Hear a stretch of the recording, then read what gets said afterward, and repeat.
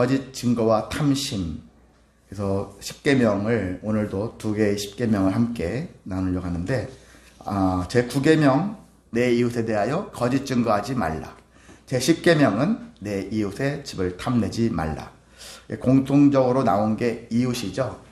이웃에 대해서 우리는 일반적으로 옛날에는 이웃 하면은 한 동네에 속한 그런 사람들이 이웃이라고 하겠지만은, 제가 성경에서 이해하는 이웃은 나를 제외한 모두는 다 이웃이다. 모두가 다 나를 제외한 여러분의 가족 공동체, 내 남편, 내 아내, 내 자녀들도 이웃이라고 보는 것이죠.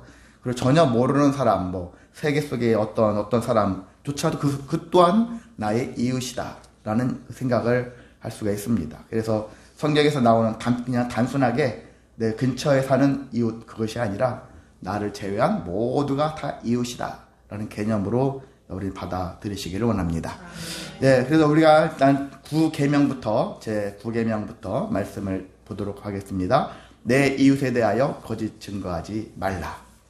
예, 말이라는 것 아시죠? 우리가 다 태어나서 자녀들이 부모로부터 계속 말부터 배워가고 있죠. 자, 그래서 말이 나중에 어떻게 성장합니까? 말을 통해서 그 사람의 인격을 볼 수 있고, 그 사람의 마음을 알 수 있고, 그 사람의 세계관, 가치관을 우리가 발견할 수가 있습니다. 근데 모든 사람이 말을 다 잘하느냐? 그렇지는 않아요. 우리가 흔히 명문대 나오면은 말 다 잘할 거 아니야? 그렇지 않은 경우 여러분이 종종 목격하실 수 있는데, 말도 어떻게 보면 타고난 것이죠. 여러분은 모세는 말 잘했을까요? 못했어요. 모세도 못했는데 하도 말을 못하니까 하나님이 누구를 붙여주셨습니까? 아론이죠. 형 아론인데 그는 한마디로 말쟁이에요. 예. 타고난 말쟁이. 말도 타고난 거예요. 능력이에요. 은사예요. 연습하면 좀 개선됐을지 몰라도 타고난 사람은 못 이긴다는 얘기죠. 그런 만큼 말 속에서 종종 말 실수를 밥 먹듯이 하는 사람들도 있고, 때는 표현도 부족한 그런 일도 있을 수가 있습니다. 그래서 말을 저렇게 하고 가끔 실수하는 말들이나 좀 부족한 표현 때문에 소통이 불편한 그런 면들도 있을 수가 있는 것이죠. 근데 이 정도는요, 우리가 서로가 저 사람은 저렇게밖에 못하는구나 인정하면은 받아들일 수 있어요. 그 사람의 말을, 그 사람의 마음을 받아들일 수 있습니다. 표현력이 저거밖에 안 되는구나. 뭔가 노력하는 것 같은데 되어지지 않는구나.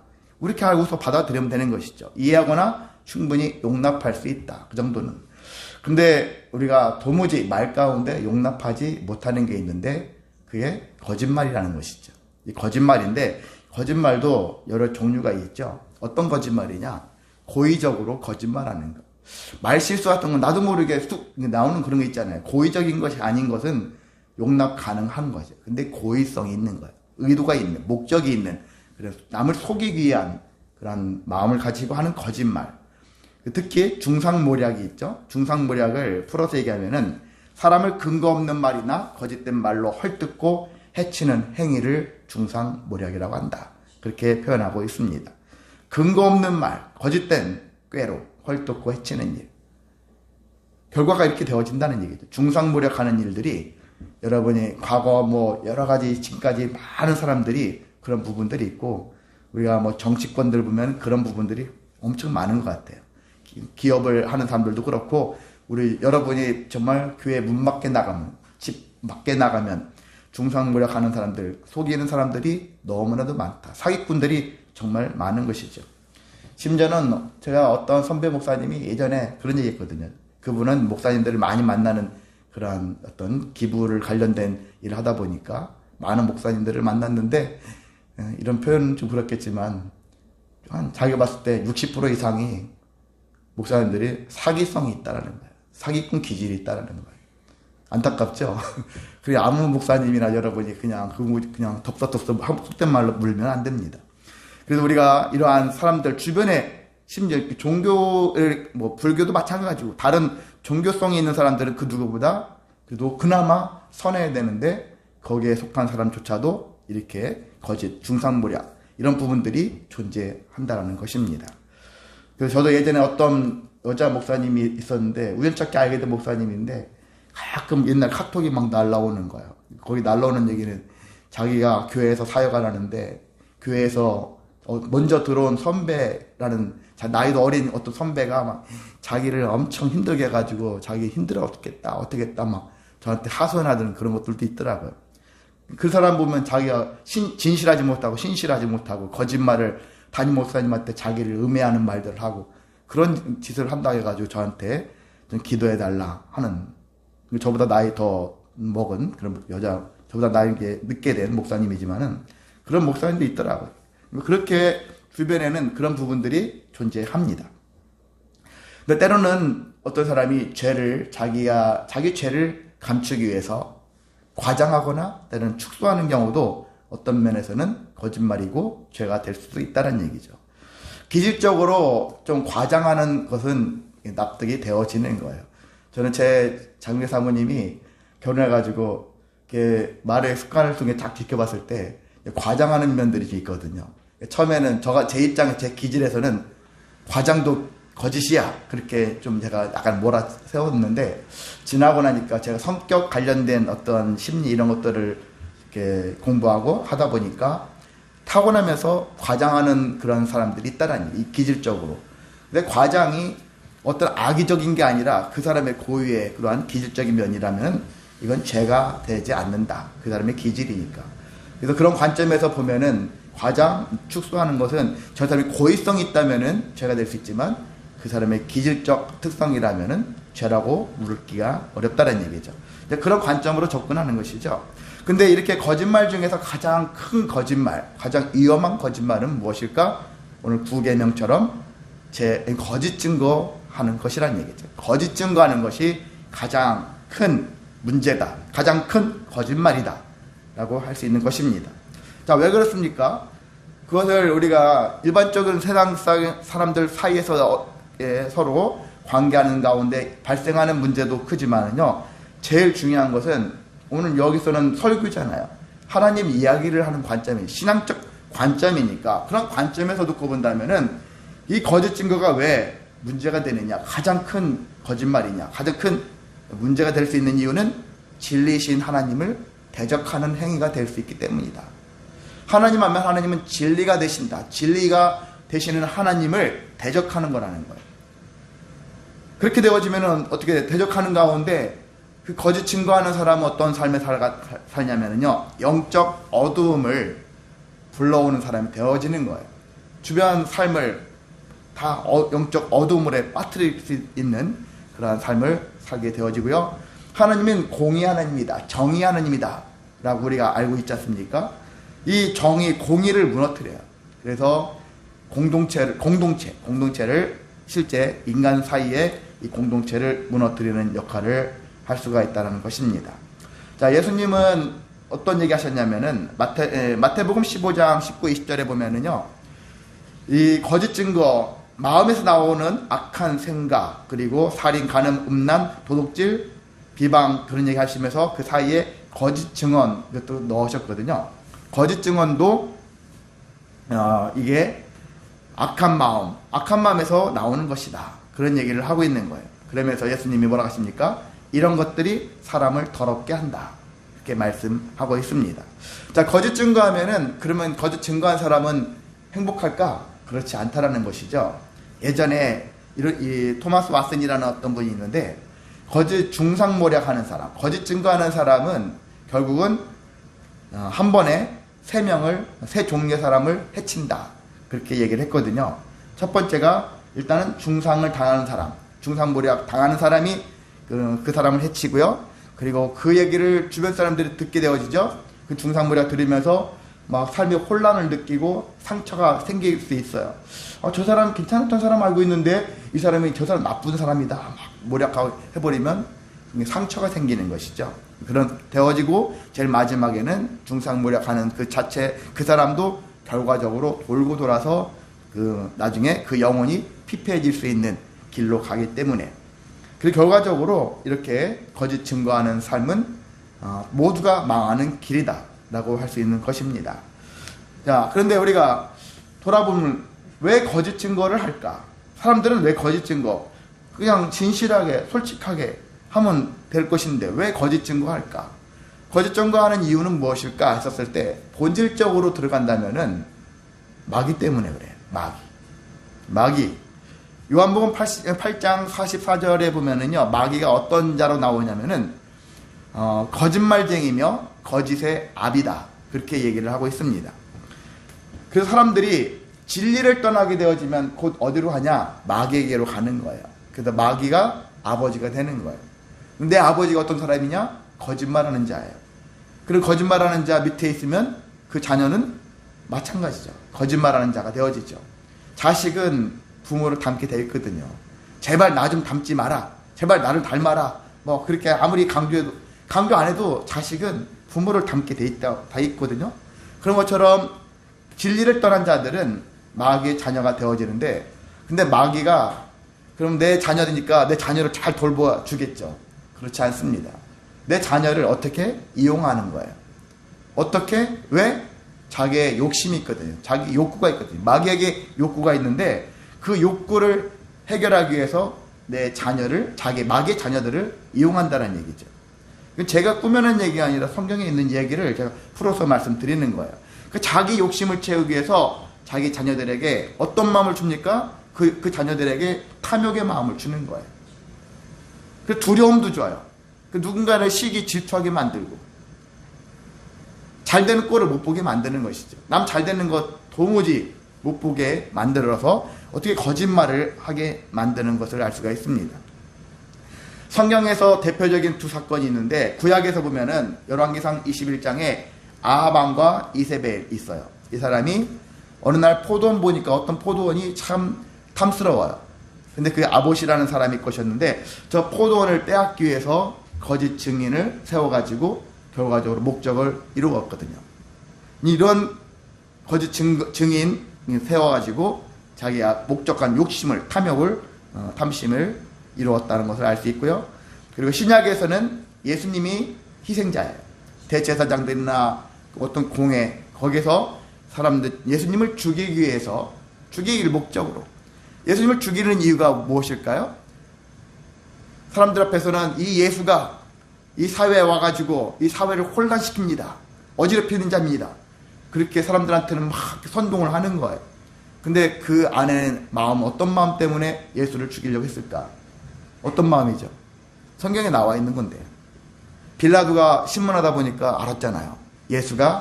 이들이 왜 예수를 왜 죽이려고 했던가? 빌라도는 눈치를 챘잖아요. 시기 때문에. 종교 지도자들이 예수를 시기하더라. 예수가 딱 나타났는데 관심이 예수한테 싹 쏠리는 걸 보면서 시기심이 발동하면서 예수를 죽여야 되겠다.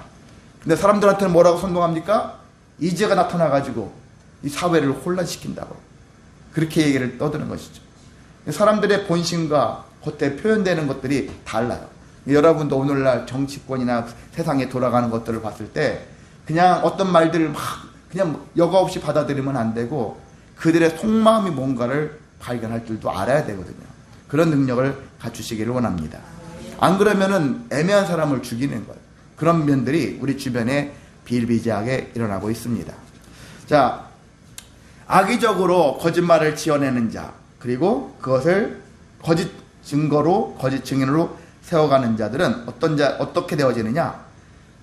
잠언 19장 5절에 보면은 하나님, 공의 하나님이죠. 공의 하나님으로부터 벌을 면치 못한다. 그렇게 말씀하고 있습니다. 자, 그래서 우리는 어떻게 살아야 되겠습니까? 거짓 증거하는 것에 대해서 어떻게 살아야 될 것인가? 어떻게 하면 거짓 증거를 덜 할 것인가? 100% 안 할 수는 없을지도 모르겠어요. 왜냐면 우리도 말 가운데, 생각 가운데 제대로 된 정보를 늘 받는 게 아니거든요. 너무나도 엇비슷한 것들이 많고, 정말 그럴까? 되게 애매한 그런 부분들의 정보들이 많지 않습니까? 막 가짜뉴스, 왜곡된 정보, 거짓 증거들이 정말 AI 시대에 더 오면서 더 진짜같이. 여러분이 가끔 유튜브 같은 거 동영상 보면은 뭐 동물들을 보면은 희한한 동물들이 정말 기특한 동물이네. 난 들어가 보면은 뭐라고 돼 있죠? AI로 만들어 놓은 거 증거라. 여러분, 그렇게 되어지기 어려운 일인데, 정말 그렇게 만들어 놓으면 옛날보다는 훨씬 동영상이 자연스럽잖아요. 자연스러워가지고 앞으로는 더 자연스러울 거야. 진짜를 구별하기가 어렵단 말이죠. 그래서 그런 일 때문에 여러분이 진짜라고 믿고서 여러분이 여기에 나도 모르게 가짜 거짓 증인으로서 살아갈 수도 있다는 얘기거든요. 여러분이 그런 취급 받으면 되겠습니까? 다른 것들 가짜를 퍼나르는데 그런 역할을 하면 되겠습니까? 왜곡된 정보를 진짜로 믿고 거짓 증인의 삶을 살아야 되겠습니까? 우리는 기독교인으로서, 성도로서, 신앙인으로서 진실을 전달해야 되잖아요. 십자가 전달자 그러잖아요. 진리를 전달해야 되고 참을 전달하고 살아가야 될 존재들인데 잘못된 것들을 퍼나르는 그런 유통업자가 되어지면 안 된다는 얘기죠. 그래서 우리는 우리의 모든 것들을 꼼꼼히 점검하고 분별해서 정말 참된 것들을 말하면서 살려고 해야 한다는 것입니다. 현혹되거나 선동되는 그런 삶을 살지 않아야 한다는 것입니다. 그러려면 어떻게 되느냐? 세 가지가 있어요. 근데 결과적으로 뭉치면 하나인데 일단 나눠놨는데요. 첫 번째는 진리가 되시는 하나님과 동행해야 되는, 하나님의 자녀로 살아야 된다는 얘기죠. 거짓 증거하는 것은 마귀의 자녀 있을 때 가능한 건데 우리가 마귀의 자녀에서 벗어나서 정말 하나님의 자녀답게 살면 되는 것입니다. 그러면 진리가 되시고 거짓이 없으신 하나님께서 우리가, 여러분도 그런 부모 밑에 있으면 자녀도 거짓과 이런 잘못된 것을 안 하거든요. 그렇게 되어질 수 있고요. 두 번째가 또한 진리로 이끄시는 성령님의 그 은혜를 통해서 동행해야 된다라고 할 수 있습니다. 여러분, 옛날에는 제가 70년, 80년대 교회 다닐 때는 성령 충만 그 개념이 뭐냐? 사람들한테 성령 충만은 곧 능력이다. 능력 얘기를 많이 했거든요. 능력 받아라. 그렇게 얘기하는데 그 능력이라는 게 뭐예요? 갑자기 자기가 무슨 초능력자 된 것처럼 어떤 능력이 많은 것처럼 그런 생각을 많이 하고 목회자들이 막 그걸 강조하고 마치 뭐가 막 내리는 것처럼 뭐 능력이 미만한 것처럼 그러는데 그것도 물론 감사하지만 더 큰 능력은 무엇이죠? 더 큰 능력이 뭡니까? 성령이 우리에게, 예수님이 가신 이후에 성령이 오셨다고 했잖아요. 그 성령이, 예수님이 가시면서 내가 떠나면 내가 보혜사 성령이 오실 것인데 그 성령이 뭘 하실 것이라고 예수님이 말씀하셨잖아요. 요한복음에서 뭐라고 했습니까? 너에게 능력이 나타날 것이다, 어떤 초능력이 나타날 것이다. 그게 아니잖아요. 그것보다는 진리가 무엇인지를 분별할 수 있는 능력, 또 예수가 더 누구인가를 더 깊이 알아갈 수 있는 능력, 그 얘기를 하고 있거든요. 우리 그 능력을 집중해야 되거든요. 그 능력보다 다른 능력을 또 사모하는 게 합당치 않다는 얘기죠.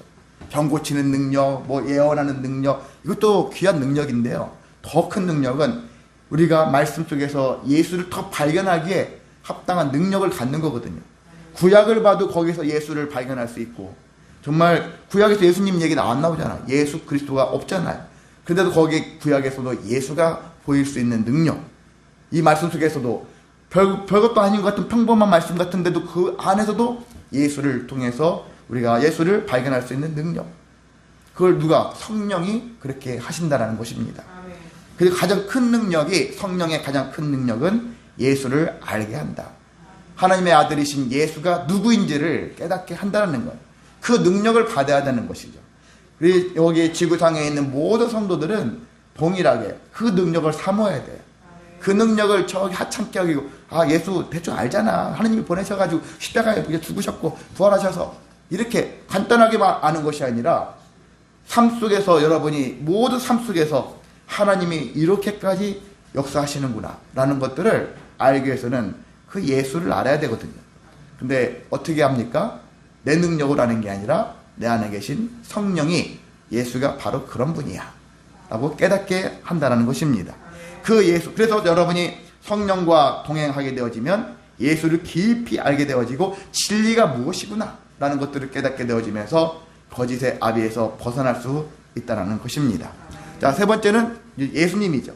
예수님은 당신이 뭐라고 하셨습니까? 나는 길이요 진리요 생명이다. 그렇게 자기의 정체성을 얘기하셨어요.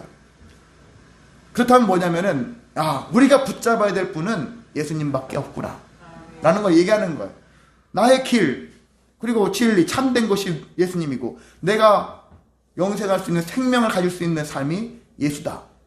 우리의 삶의 모든 것들을 지금 포함하고 있잖아요. 여러분 지금 어떤 길 가십니까? 우리는 십자가의 길을 가야 되잖아요. 주님의 가신 길을 가야 되잖아요. 그렇기 때문에 우리가 주님을 통해서 왜 갑니까? 그냥 무조건 따라가요? 이유 없이 따라갑니까?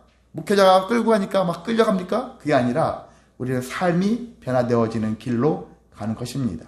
주님을 따르다 보면 나도 모르게 삶이 변화되어진다는 거거든요. 삶이 새로운 사람으로 바뀌어졌을 때 거짓 증거하는 삶에서 벗어날 수가 있는 것입니다. 그러니까 우리는 삼위일체 하나님, 이 하나님과 늘 동행하시길 원합니다. 하나님 안에 거했었을 때 우리는 거짓으로부터 점점 멀어지고 참인 것으로 참된 삶을 살아갈 수 있는 은혜가 있습니다. 이제 두 번째, 내 이웃의 집을 탐내지 말라라는 말씀을 함께 나누겠습니다. 사람은 누구나 탐심이 있습니다. 없는 사람 없어요. 있어요. 갓난아기도 탐심이 있잖아요.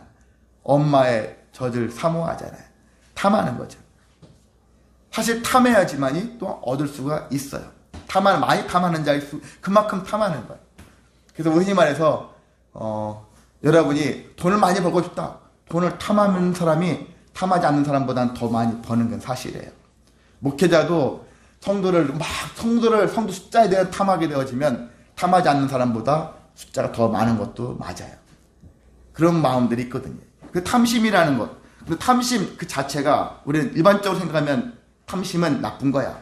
이렇게 길들여져 있는데 과연 그럴까요? 그렇지 않은 거예요. 그렇지 않습니다. 무조건 원래 나쁜 의미는 아니라는 것입니다. 제 10계명에서 내 이웃의 집을 탐내지 말라 이렇게 하잖아요. 탐내다라는 뜻은 히브리어로 하마드라는 그런 단어를 사용했는데 이게 어떤 의미로 표현하고 있냐면 열망하다, 기뻐하다, 갈망하다 이런 의미로 쓰여진다는 거예요. 자, 그런데 이것은 어떤 의미냐면은 이 단어가 처음부터 부정적인 단어가 아니라는 거예요. 중립적인 단어라는 거예요. 이렇게 생각하시면 됩니다. 돈 하면은 돈이 나쁜 돈, 좋은 돈 있나요? 돈은 그 자체잖아요. 중립이잖아요. 근데 이 돈을 안 좋은 데 쓰면 나쁜 돈이 되는 거고 좋은 데 쓰면 선한 돈이 되는 것처럼 사랑도 마찬가지죠. 정말 합법적인 사랑하면 진짜 아름다운 사랑이지만 불법적인 사랑도 있죠. 그리고 사랑도 중립적인 거예요. 저는 진리의 용어들은 좀 중립적인 거예요. 대신 사람들이 이것을 어떻게 사용하느냐. 하나님에 대해서 열심하느냐, 세상 일에 대해서 열심하느냐. 열심 자체도 마찬가지고, 충성도 마찬가지고. 이런 용어들은 중립적인, 진리의 용어들은 중립적인데, 대신 그걸 사용하는 사용자가 어떤 관점에서 사용하느냐에 따라서 그게 악해지고 선해질 수가 있다는 얘기죠. 그래서 인간의 본연의 마음들이 어떤 마음을 가져야 되느냐. 마찬가지로 탐심도 중립적인 그러한 용어라고 할 수가 있습니다. 그래서 이 용어는 부정적인 의미로만 받아들이지 마시고, 그래, 탐하는 마음들, 탐내는 마음들, 그래, 있어야 되는데, 다만, 성도는 어떤 마음을 가져야 되느냐. 이 탐심의 마음을. 내가 이 탐심을, 어디에다가 탐심을 두고 있느냐. 이게 중요하거든요. 방향성을 얘기하고 있거든요. 그래도 올바른 탐심이라는 얘기는 하나님에 대해서 관심이 있는 거예요. 하나님을 탐하는 것. 하나님을 갖고 싶습니다. 하나님의 은혜를 사모합니다. 갈망합니다. 하나님의 은혜를 기뻐합니다. 이런 마음을 품는 거거든요. 이런 탐심이 있어야 한다는 얘기죠. 그래서 여러분의 탐심의 방향성이라고 그러죠. 내 방향을 어디다 둘 거냐? 세상에 둘 거냐? 교회 안에서 하나님께 둘 거냐? 이것이 우리에게 중요한 것입니다. 잘못된 탐심은 오늘 10계명에서 언급되어진 게 무엇이죠? 이웃의 아내, 남종, 여종, 소, 나귀, 또한 이웃의 소유에 대해서 탐내지 말라. 이게 명문학계 이것뿐이겠습니까? 대표적인 것만 썼을 뿐이지. 이렇게 남은 잘못된 탐심을 갖게 되어지면은 불편한 일들 그리고 때로는 심한 안 좋은 일까지 발생할 수 있다는 것입니다. 자, 탐심은 왜 생깁니까? 이 역시 누구 때문에? 마귀 때문에 생기는 거예요. 여러분이 만만함 있잖아요. 은혜와 관련된 건 다 예수님 때문이고요. 우리가 부정적인 안 좋은 것들은 누구 때문에? 마귀 때문에. 예, 제일 편하죠. 근데 그러면서 돌아보는 거죠. 어떻게 돌아봅니까? 그럼 나는 지금 누구 편인가? 하나님 편인가? 마귀 편인가? 그 누구의 자녀인가? 그걸 돌아보고 우리 자신의 삶의 길을 택하면 됩니다. 자, 마귀 때문인데 마귀도 마찬가지로 사람들에게 자기의 욕구를 사람들에게 투영시키는 거예요. 그래서 욕망, 비교하는 마음, 시기하는 마음, 이런 것들을 넣어서 관계를 흐트러뜨리는 것이죠. 그리고 만족하지 못하는 마음을 계속하는 거예요. 불만족을 계속하게 해서 탐심을 계속 불러일으킵니다. 만족하지 못한 것들 때로는 어떤 면에서는 좋긴 해요. 왜? 만족하지 못하니까 더 열심히 해야 돼. 나 이거밖에 안 되니까 더 열심히 해야 돼. 좋은 쪽에는 좋게 여길 수 있는 부분이 있지만은, 근데 이것이 안 좋은 쪽으로 열심히 하면 안 되는 것이죠. 충분히 만족할 수 있는데도 불구하고 거기에 만족하지 못하는 불행한 인생을 살아가는 사람들도 없지 않아 있습니다. 그래서 하나님보다 세상을 더 사랑하는 마음을 자꾸 마귀는 불러일으킨다는 거예요. 저와 여러분이 이런 탐심이 있다면, 학생들은 내가 더 좋은 학교를 가고 싶다. 이것도 탐심이지만 이 탐심은 잘못된 건 아니잖아요. 더 공부 열심히 해서 좋은 학교 가는데 잘못됐다는 얘기는 막 부정한 방법을 사용해가지고 그렇게 갈 수 있는 사람들도 있잖아요. 그런 건 잘못된 것이고, 제대로 된 옳은 탐심은 때로 필요할 수는 있는 것이죠. 자, 그래서 실제 인류를 돌아본다면 아담과 하와 사건을 보세요. 선과 악을 알게 하는 나무 열매를 먹은 사건을 보면은 성경에 뭐라고 되어 있습니까? 그 나무를 본즉 먹음직하고 보암직도 하고 지혜롭게 할 만큼 탐스럽게 본 것이죠. 탐스럽다. 그렇게 아담과 하와가 탐스럽게 봤다라는 거예요. 그래서 선과 악을 알게 하는 나무의 출발점은 탐심에서 시작되어졌는데, 잘못된 탐심. 왜? 하나님보다 선과 알게 하는 그런 것들을 통해서 하나님이 이제 더 이상 필요 없습니다. 하나님 없이도 나는 살아갈 수 있습니다. 그게 뭐예요? 곧 교만이죠. 그래서 여기서 탐심에 촉발되어서 결과적으로 선과 악을 알게 하는 나무를 먹은, 그 열매를 먹은 사건은 우리가 욕심이다 라고도 볼 수 있다고 하지만, 탐심에서 출발했지만 결과론적인 어디까지 가냐? 교만 사건으로 결론을 맺는다라는 거예요. 하나님이 가장 싫어하는 것은 탐심보다도, 욕심보다도 교만이에요. 하나님 필요 없어요. 그렇게 제가 혼자 살 수 있어요. 혼자 잘할 수 있어요. 이런 마음을 갖는 것이 가장 큰 하나님 보시기에 죄다. 제가 몇 번 강조했었을 건데, 불교는 욕심을 제일 경계하죠. 욕심으로 말미암아서 너희들이 죄를 그렇게 짓는다. 그리고 인생이 괴롭다. 욕심 때문에, 욕구 때문에. 근데 기독교는 욕심도 강조하지만 무엇을 더 중요합니까? 무엇을 강조하죠? 교만하지 말아라. 교만이거든요. 교만을 경계하고 있어요. 그래서 성도는 교만을 조심해야 돼요.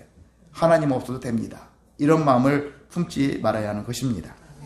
자, 이렇게 탐심은 다양한 결과를 낳죠. 불만족, 불안, 죄책감, 시기, 질투, 분열, 다툼, 부정부패, 이런 문제들이 이 사회 속에서, 가정 안에서, 직장 안에서, 이렇게 교회 공동체 안에서도 발생하는데, 이게 가장 중요한 측면에서 봤을 때, 영적인 관점에서 봤을 때는 심각한 문제가 뭐냐면, 하나님을, 알라딘에 보면은, 알라딘의 아내가 누가 살고 있어요? 알라딘의 그 요술 램프 안에? 예, 진이라고 아시죠? 예, 진이라는 어떤 괴물체가 소원 들어주고 그러잖아요. 인간이 그런 모습으로 하나님을 바라본다라는 거예요. 늘 나의 소원을 들어주는, 내가 하나님의 소원을 들어주는 자가 아니라, 하나님의 필요를 채워가는 삶이 아니라, 하나님을 나의 비서처럼 사용하는 것이죠. 그렇게 전락을 시킨다는 얘기죠. 나의 필요를 충족시켜주는 도구로 전락시키는 그런 삶을 살게 되어진다는 것입니다. 흔히 기복신앙이 되는 거예요. 많은 교회들이 우려하는 게, 교회가 자꾸 기복신앙화 되어진다. 그런 얘기 하지 않습니까? 그 얘기 뭐냐면은, 중심이 하나님께 있는 것이 아니라 나에게 있기 때문에 발생할 수 있고요. 이것이 계속해서 이게 삶의 습관이 되어지면은, 탐심은 곧 뭐라고 되어 있죠? 바울이 뭐라고 했죠? 탐심은 곧 우상 숭배니라. 그렇게 얘기하지 않습니까? 우상 숭배하는 삶이 되어진다는 거예요. 하나님보다 다른 걸 더 앞세우는 거예요. 이것 좀 해결해 주세요. 저것 좀 해결해 주세요. 그것이 하나님보다 더 위에 있는 거예요. 그렇게 바뀌어질 수 있고요. 그 탐심의 결과가 있죠. 욕심이 잉태한 즉 죄를 낳고, 죄가 장성한 즉 사망을 낳느니라. 결과적으로 멸망당한다는 것입니다. 그 탐심의 최종, 잘못된 탐심의 최종 결과가 사망을 낳는 거예요. 그러니까 우리는 탐심을 갖되 하나님에 대한 탐심을 더 키워가시기를 원합니다. 탐심은, 이 탐심이라는 어떻게 보면 욕망인데 완전히 우리는 버릴 수는 없어요. 대신에 우리는 수위를 조절하자. 잘못된 탐심에서 벗어나서 방향을 올바른 탐심의 모습으로 바꾸자. 그래서 바울처럼, 바울이 뭐라고 합니까? 빌립보서에서 나는 자족하기를 배웠노라. 자족하는 마음을 자꾸 배워가야 합니다. 그리고 범사에 감사하라 하잖아요. 범사는 안 좋은 것도 감사란 얘기죠. 또 예수님이 사역을 시작할 때 겟세마네, 광야에서 40일 금식 하시고 3가지 시험 받았잖아요. 그 시험도 탐심에 대한 시험이에요. 세상에는 얼마나 탐심 덩어리가 많아요. 탐심할 수 있는 그러한 대상이 많은데 예수님께서 탐심을 무엇으로 물리치셨죠? 말씀. 그렇죠. 말씀으로. 내 생각으로 물리친 것이 아니라 예수님도 단순히 여러분 생각할 때 목수의 아들이니까 못 배운, 학교도 못 나온 무식한쟁이 아니에요. 어떤 학자들은 예수님이 바리새인 그런 공부를 했을 것이다. 그렇게 할 정도로 정말 구약에 있는 성경을 꿰뚫고 있는 분이에요. 그만큼 학식이 있는 분이에요. 그래서 성경을, 말씀을 대신 구약의 이 종교 지도자들이, 종교인들이 성경을 잘못 인용해가지고 그냥 문자적으로 적용해가지고 백성들을 더 힘들게 하는 것들을 벗어나서 하나님이 처음에 의도한 바 있죠. 말씀을 주셨던 의도한 바를 되살리는 거예요. 그래서 율법을 폐한다. 나는 율법을 완전케 하기 위해서 왔다. 예수님이 그렇게 하신 이유가 거기에 있는 것입니다. 그리고 또 예수님이 말씀으로 물리치셨다. 그래서 뭐냐면 우리가 말씀을 붙잡아야 한다는 얘기죠. 말씀을 많이 가지고 있어야 되는 얘기죠. 저도 잘 암기 능력이 떨어지는 편이어서 많이 암기는 못하는데 제가 얼마 전에, 몇 달 전에 70대 후반, 79세 되신 어떤 은퇴하신 목사님이, 그분이 막 그 노익장인데 책을 내셔가지고 작년에 그 책 내신 결도 그걸로 인해서 대전 침신대 가셔가지고 그 80을 바라보시는 분이 강연도 막 설교도 몇 번 하기로 그렇게 하셨다고 했는데, 예전에 저랑 제 사모를 파주 사시는데 불러가지고 점심 사주시면서 저희한테 권면하는 게 그거예요. 자기가 거의 80여 년 인생 살면서 목회하면서 깨달은 것은 말씀을 붙잡아야 된다. 말씀을 새겨야 된다. 말씀을 많이 가질수록 인생을 지혜롭게 승리하며 살아갈 수 있다. 이것들을 강조를 하시더라고요. 정말 더 늦기 전에 말씀 가운데 거하라. 그렇게 저도 그렇고 우리 모두가 살아가시기를 원합니다. 예수님께서 그 말씀을 가지고 있으면 탐심을 물리칠 수가 있고, 그런데 우리가 또한 수위죠. 그 방향성이죠. 그래서 이걸 생각할 때 우리에게 더 중요한 탐심은 뭐냐? 무엇보다 세상보다 예수님을, 주님을 더 탐내며 살아가자. 이런 마음을 품으시기를 원합니다. 그랬었을 때 하나님과 세상과의 관계가 화목해지고요. 그리고 우리는 주님 한 분만으로도 만족할 수 있는 은혜가 있습니다. 그러한 삶이 되어지시기를 주님의 이름으로 소망하고 축복합니다. 네, 93장 찬송하겠습니다.